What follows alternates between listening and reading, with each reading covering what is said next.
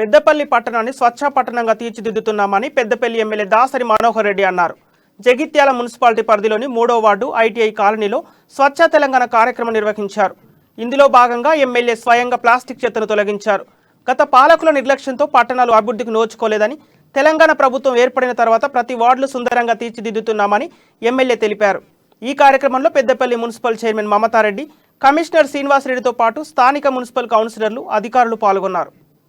ఏరివేసే కార్యక్రమాన్ని చేపట్టడం జరిగింది.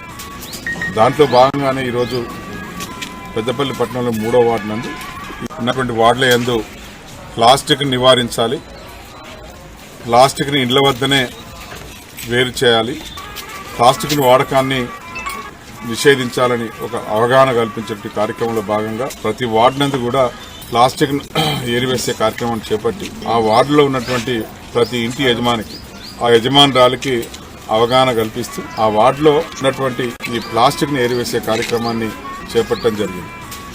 దాంట్లో భాగంగానే ఈరోజు పెద్దపల్లి పట్టణంలో 3వ వార్డు నందు ఈ ప్లాస్టిక్ ఏరివేసే కార్యక్రమాన్ని చేపడుతూ వార్డులో ఉన్నటువంటి ప్రతి యజమానురాలికి, ప్రతి యజమానికి అవగాహన కల్పిస్తూ ఈ వార్డులో ఉన్నటువంటి వార్డుల యందు ప్లాస్టిక్ నివారించాలి, ప్లాస్టిక్ని